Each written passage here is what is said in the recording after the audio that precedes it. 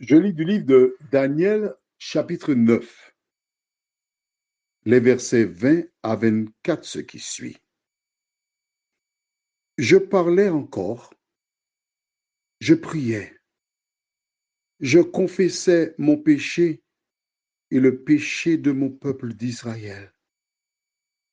Et je présentais mes supplications à l'Éternel, mon Dieu, en faveur de la sainte montagne de mon Dieu. Je parlais encore dans ma prière quand l'homme, Gabriel, que j'avais vu précédemment dans une vision, s'approcha de moi d'un vol rapide. Au moment de l'offrande du soir, il m'instruisit et s'entretint avec moi et me dit, Daniel, je suis venu maintenant pour ouvrir ton intelligence. Lorsque tu as commencé à prier, la parole est sortie et je viens pour te l'annoncer, car tu es un bien-aimé. Sois attentif à la parole et comprends la vision. 70 semaines ont été fixées sur ton peuple et sur la ville sainte, pour faire cesser les transgressions et mettre fin au péché, pour expier l'iniquité et amener la justice éternelle, pour sceller la vision et le prophète, et pour oindre le Saint des Saints. 70 semaines. Notre thème, c'est 70 semaines, numéro 6. Prions. Notre Seigneur et notre Dieu, merci, parce que nous retrouvons encore le chiffre 70. Alors que nous allons tirer des enseignements de cette lecture, que ton esprit nous dirige et qui nous garde, nous t'en prions. Au nom de Jésus et pour ta gloire éternelle. Amen. Je voudrais tout de même revenir avec toi sur quelque chose de fondamental.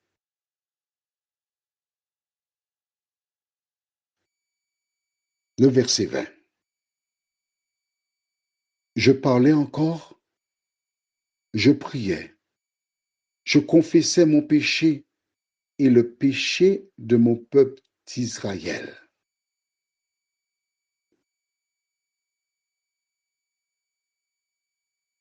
Que penses-tu de ce verset? Daniel priait, il confessait son péché ainsi que le péché de son peuple d'Israël. Est-ce que tu peux prier pour demander à Dieu pardon pour les péchés de tes ancêtres? Est-ce que c'est possible ça? Selon toi? Réponds-moi. Alors réfléchis. Réfléchis bien. Est-ce que c'est possible?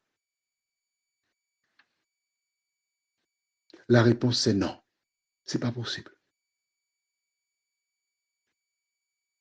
Pourquoi? D'accord. Prenons la Bible dans Proverbe chapitre 28. Proverbe 28.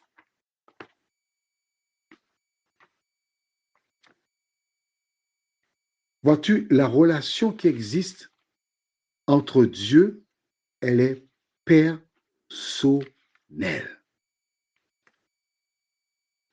Mais comme c'est écrit, on est obligé d'aller voir et de comprendre ce qui est dit là.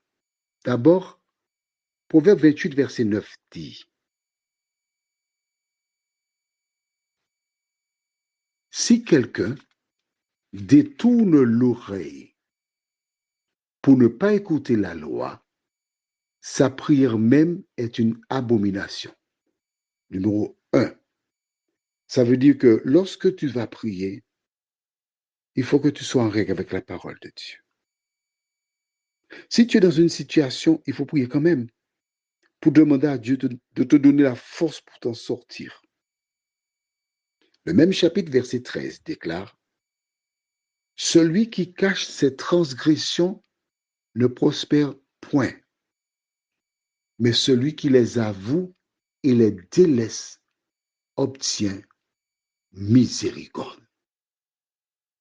Qui peut avouer? Celui qui a commis l'acte. Alors quand Daniel dit, j'ai prié pour les péchés du peuple, qu'est-ce que cela veut dire? Tout simplement que, comme Ésaïe, on va aller dans Ésaïe chapitre 6.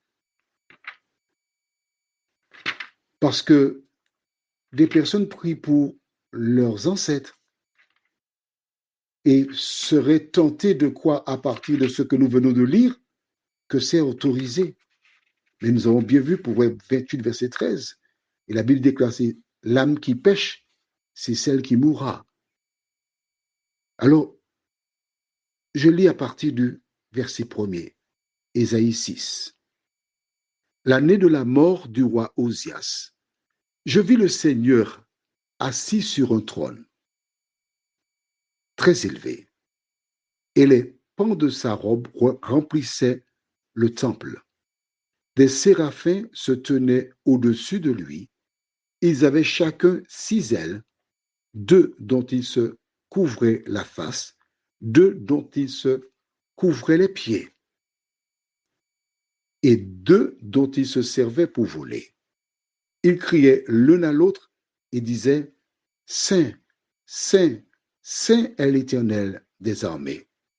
Toute la terre est pleine de sa gloire. Les portes furent ébranlées dans leur fondement par la voix qui retentissait, et la maison se remplit de fumée. Alors je dis, malheur à moi. Je suis perdu, car je suis un homme dont les lèvres sont impures. J'habite au milieu d'un peuple dont les lèvres sont impures, et mes yeux ont vu le roi, l'Éternel des armées. Mais l'un des séraphins vola vers moi, tenant à la main une pierre ardente qu'il avait prise sur l'autel avec des pincettes. Il en toucha ma bouche et dit, ceci a touché tes lèvres. Ton iniquité est enlevée et ton péché est expié. Qu'as-tu noté? Verset 5. Alors je dis, malheur à moi, je suis perdu car je suis un homme dont les lèvres sont impures. J'habite au milieu d'un peuple dont les lèvres sont impures. Et mes yeux ont vu le roi, l'Éternel des armées. Donc lui, il reconnaissait que ses lèvres étaient impures, mais qu'il habitait au milieu d'un peuple dont les lèvres sont impures. Mais c'est lorsqu'il a dit cela que l'ange est venu. Et que dit-il? Il en toucha ma bouche et dit, ceci a touché tes lèvres, ton iniquité est enlevée et ton péché est expié. Il n'a pas dit ton iniquité et l'iniquité des autres personnes qui sont là. Non, c'est ta part seulement. Pourquoi? Parce que tu as prié. Plus tard, dans 1 Jean 2, verset 1, la Bible déclare, mes petits enfants, je vous écris ces choses afin que vous ne péchiez point. Et si quelqu'un a péché, nous avons un avocat auprès du Père, Jésus-Christ le juste. Donc c'est chacun qui doit aller voir l'avocat. Je ne peux pas aller voir un avocat pour toi. Ce n'est pas possible. L'avocat va plaider ta cause à condition que tu le vois, tu exposes ta situation. C'est toujours comme ça. Prions. Notre Seigneur, notre Dieu, nous n'avons pas développé les 70 semaines parce que c'est un sujet très technique. Nous n'avons pas la vocation de faire ce genre d'études par les WhatsApp. Nous nous sommes contentés de faire ressortir que le chiffre 70 est encore là, au chapitre de Daniel 9. Seigneur, nous continuons à suivre les 70 à la trace.